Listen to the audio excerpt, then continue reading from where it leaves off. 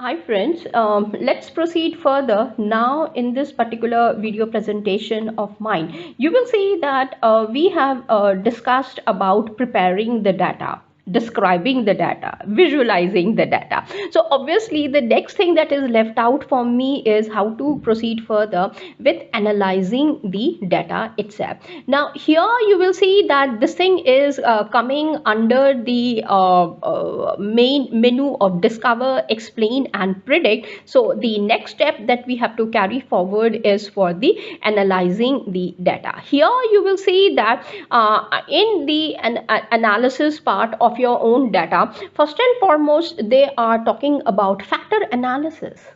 We all know that the first step that I need to go ahead is EFA, then comes CFA, and then we can go for the further steps to understand about my own data. So here, that is the reason why they have started off with factor analysis.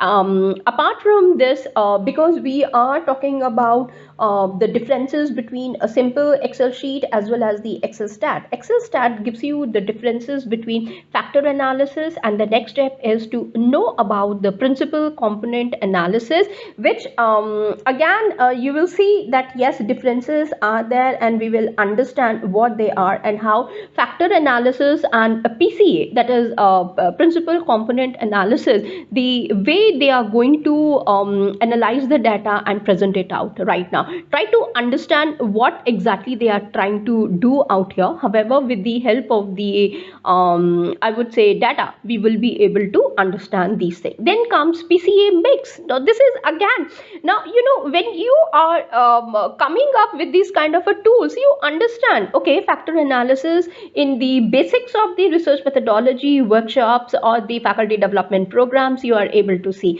Similarly, when we talk about PCA, especially when I was getting trained on Python or R, I understood why they want to use PCA rather than simple factor analysis. So we will go into this. Now, what is this PCA mix that they are talking about when you are analyzing the data? That is again something we need to understand. Discriminant analysis, definitely yes, Python also goes about it. R also gives to me that leverage to perform. And now XLSTAT, and apart from XLSTAT, the other data mining tools also, they give you a lot of importance for discriminant analysis, and not only the analysis part of it, including the visualization. We will see that also.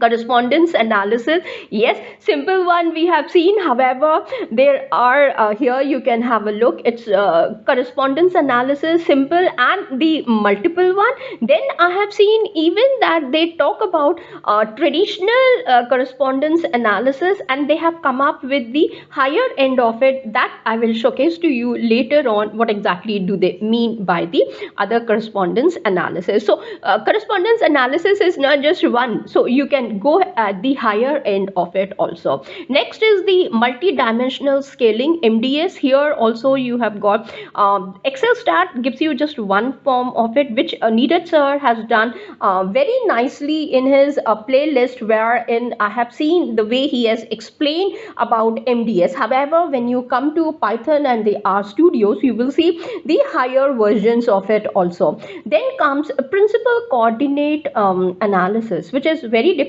from principal component analysis and the coordinate analysis.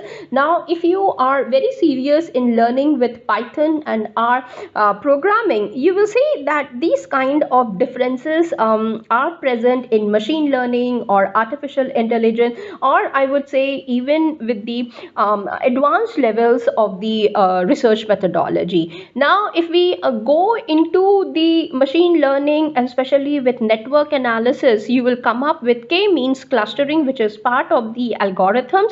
Now, I have already, I think in my introduction to data mining, I have shared one of the sheet wherein a mind map of the sheet wherein I have showcased to you how many varieties of algorithms are there. Now, I have to even highlight it over there that K means clustering, one part of the clustering. It's not clustering is just one variety. Now, in basic workshops, you will will be understanding that yes, what clusters are. However, once you come to the higher or the advanced level of the research methodology, you would be going ahead with K means clustering.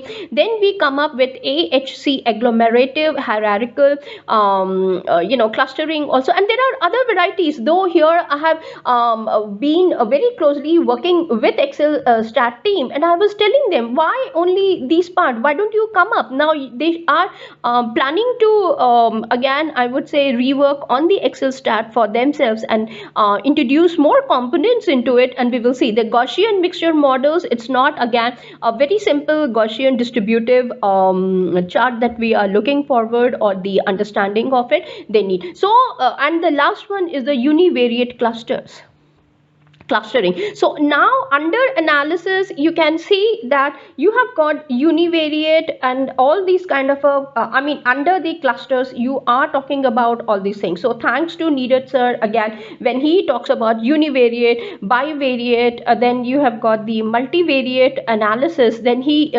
showcases to us how we have to go ahead and choose the appropriate technique. However, XLSTAT has given you further, they have broken up into factor analysis, correspondence analysis, nothing, then multi-dimensional scaling, and then the last one they're talking about clusters. So what is the logic behind all these things is what you need to understand when you are analyzing the data. So these are the this is the one reason why I wanted to go ahead and showcase to you each and every tab of this particular XLSTAT, so that we understand when we are talking about preparing our data, what we have to do, describing the data, what exactly I need to take care, when I'm visualizing my data, what all things are necessary for me, when I'm talking about modeling of the data. We will see in my next video presentation, that's what I'm going to speak about, and that is on the modeling of the data. So you see, data mining, machine learning, then you're coming with the higher end of networking analysis, or you're going neural networks, or you're talking about